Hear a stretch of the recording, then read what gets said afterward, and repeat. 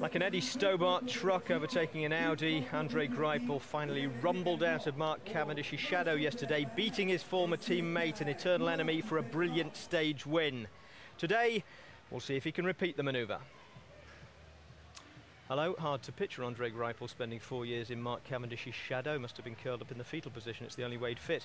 Nonetheless, he did eventually leave, found a team that would give him his Tour debut at the age of 28 and repaid them by not only taking his first stage win yesterday, but also denying Mark Cavendish a crucial 10 points in the green jersey competition, which of course is led by Greipel's teammate Philippe Gilbert.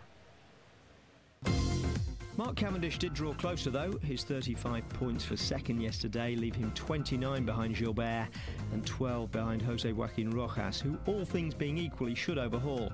So, taking it as a battle between Cavendish and Gilbert and looking purely at stage finishes between here and Paris, let's take a hugely unreliable look at how things might pan out between two men with very different strengths.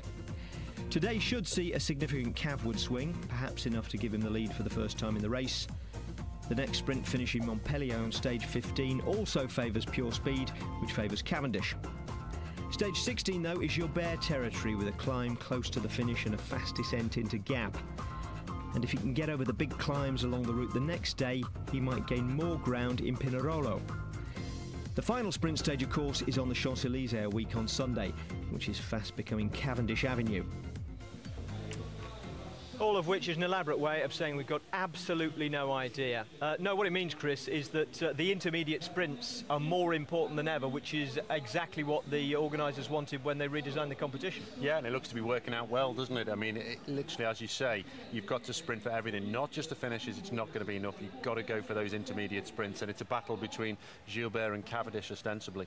And, I mean, they're difficult to predict in the mountains. Some of them are early in the stage. You give those to Cavendish. Others are after a climb or two, and, you know, you'd have to favour Gilbert. Yeah, Philippe Gilbert is going to, if he can get over some of these climbs, that can make a critical difference, and he knows that. So I think tomorrow when we get into the Pyrenees, we'll be able to see just how well he's climbing and whether he can take some of those. And of course, he's relying on Greipel too, to take as many points off Cavendish at the finishes as he can. Now, they've really only raced head-to-head twice so far this year. We saw Greipel come out on top yesterday, and he almost did when Cav won his second stage in Châteauroux, didn't he? Yeah, back on stage 7, his jump was absolutely devastating, and we can see here that on this occasion, Mark Cavendish had the use of his entire team. You can see him there being led out by Mark Renshaw, no mean sprinter in his own right. But if you look at the yellow jersey, well, just behind him is Greipel, and he comes out, and his jump is quite incredible. You can see he's closed down 15 metres there on a group that's already sprinting flat out, and he almost rolls Mark Cavendish, but Mark sees who it is, just kicks again and takes the win there. Yeah, we saw that look across the line yesterday, and funnily enough, on stage 7 there was a similar one yesterday, except that he couldn't kick again. Well, interestingly, on this occasion, because of that hard climb, he didn't have a lead-out train, so it was pretty much one-on-one. We can see Andre Greipel marked by the blue arrow and Mark Cavendish by the white. So Greipel taking his wheel, Cavendish in second place as they go round the last corner and that launches them into the finishing straight. And I think it's Os of Liquigas he's on his wheel, who inadvertently gives him a fantastic lead-out. But Greipel loses a length into the corner, perhaps intentionally, runs up into the slipstream of Cavendish. So just as Mark Cavendish makes his jump for the line, Greipel's in the right place and just starts his own acceleration, and he uses the same jump as he did on stage 7, and on this occasion, well, it's strong enough to do the job. And as Mark Cavendish said, I didn't do anything wrong, this guy just did the perfect sprint. So interesting, head-to-head, not much in it. One factor missing yesterday, Mark Renshaw, who is Cav's main lead-out man going into the finale, he was popped off the back, so he wasn't a factor at all, and he sort of tweeted last night saying he was ashamed and humiliated and was definitely going to be there today. Well, he's a man with a job to do, thanks to Gilbert. He wasn't there at the finish, but today is much more like Châteauroux. There are some little lumps and bumps, but nothing that's going to cause them any problems. I think this is more of a sprint train finish, which suits Cavendish. Okay, yeah. Little chance of Gilbert jumping off the front with 6 kilometres to go.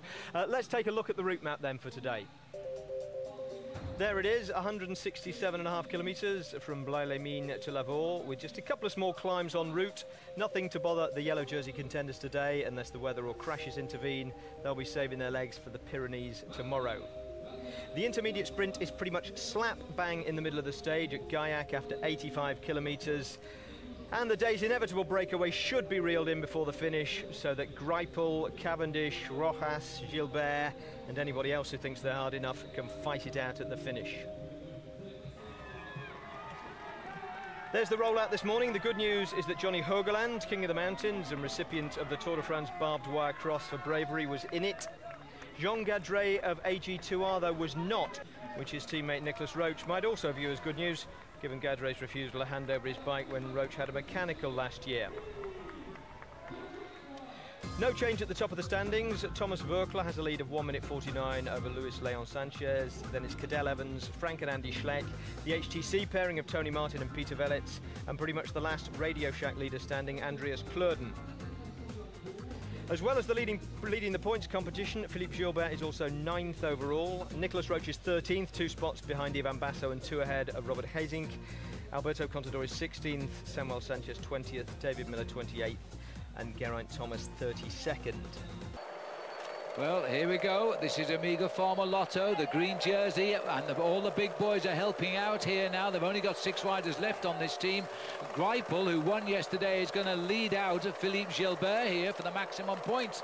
He sits just 1 wheel in front of him, but watch the move now, because Cavendish is being brought up on the left of the picture.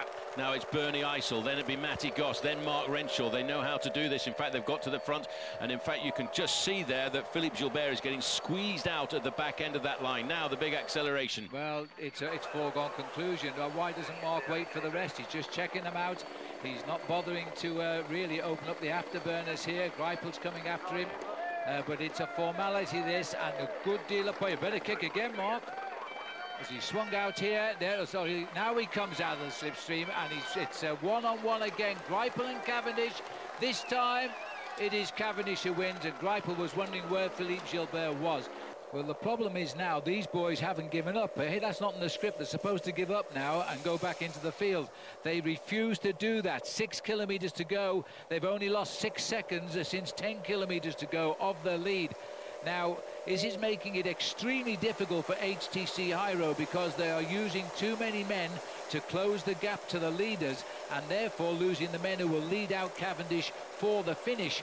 And it's going to be a difficult sprint for all of the sprinters now.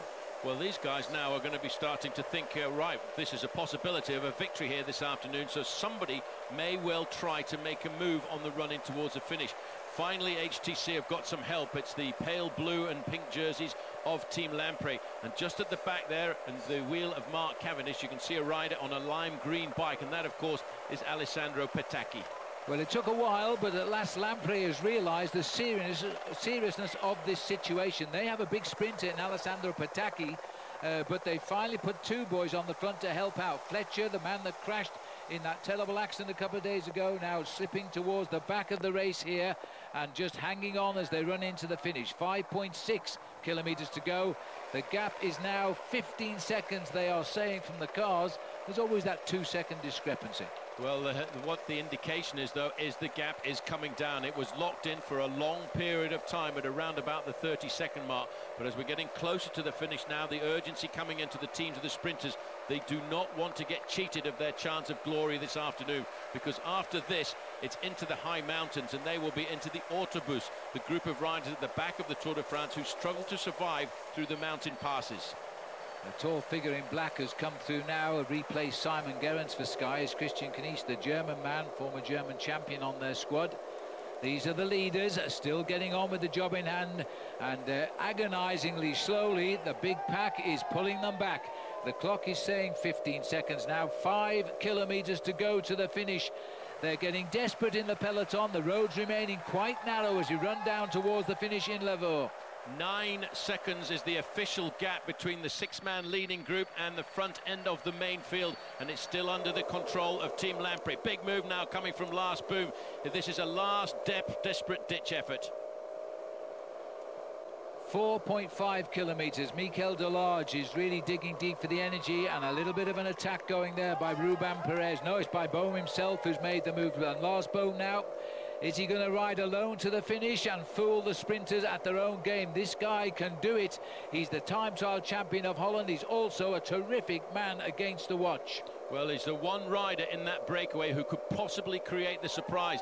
He knows how to master this very explosive effort. He's learned that from cyclocross in the winter, because probably the most important kilometre in the cyclocross race, Phil, is the first kilometre. You've got to go out to the starting gate and get yourself into the first difficulties in the first positions.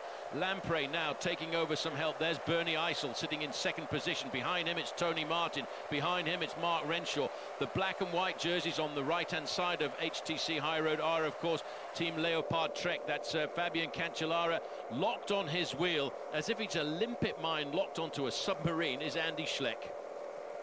For inside 4 kilometres to go for Lars Bohm now, as he ties the time trial away from the field, which will take some doing. He's going to have to hit 50 kilometres an hour at least and hold it now as he runs down to the finish. This is everything or nothing for him. As he pushes on now, the peloton are slowly wrapping it all up behind him, as out of the mare comes about 160 cyclists racing in a long straight line towards Lavaur. Well, Andrei Grivko, he's back in the folder. Ruben Perez is resisting a fraction, only about 50 yards off the front end of this main field.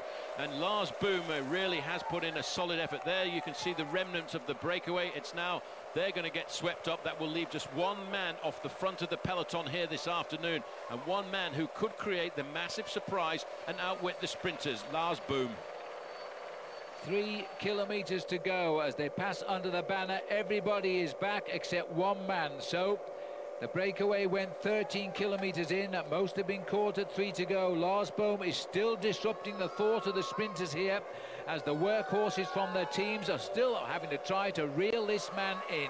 His legs are burning now with the lactic acid that's starting to build up in them. As you can see, the concentration on the faces of these riders. Fabian Cancellara is not thinking about sprint victories this afternoon. All he wants is to make sure that Andy Schleck is comfortably and safely taken to the finishing line. It's Bernie Eisel doing a man against man, trying to pull himself back to the wheel of the Dutchman Lars Boom. Just notice Mark Renshaw there sitting in front of Mark Cavendish, just keeping him safe and sound on the left of our picture. And that's it now. We all come together at just over 2 kilometres from the finish. The sprinters have it now as they line up for the finish. And High Road have still got a few riders here, but only 3 of them. The middle man is Mark Renshaw. Tony Martin leads, and Cavendish is checking out who's around him. Well, I can tell him that Rocas is getting rather close to him and looking for the perfect lead out. David Miller now comes to the front in the blue helmet. Behind him, it's Thor Hushoff. That obviously means that the sprinter for Team Garmin-Cervelo this afternoon is going to be Tyler Farrar, the American. He should be in 3rd position there. It's still a very long way to go to the line.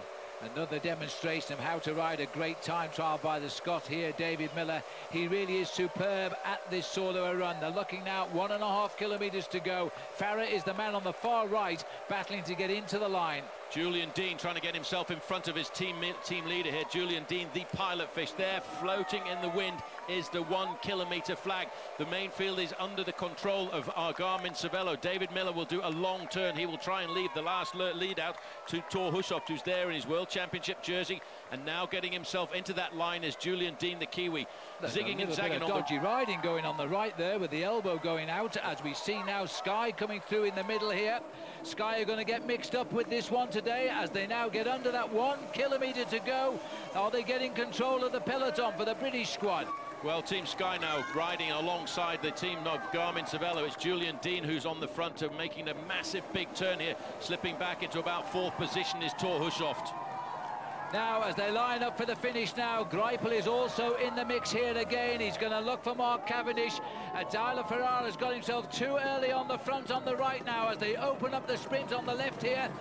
Cavendish is 3rd in line. Renshaw is waiting to lead Cavendish. That's off the final bend. Now Renshaw goes. He's got the Max missile locked into his back wheel. Tyler Farrar has got onto the wheel of Cavendish, and Farrar has got onto the wheel of Cavendish, but Cavendish doesn't care. Here he comes, Mark Cavendish and Andre Greipel as they go head to head. Cavendish, oh boy, revenge is very, very sweet as Cavendish wins. Greipel gets 2nd and Farrar gets 3rd.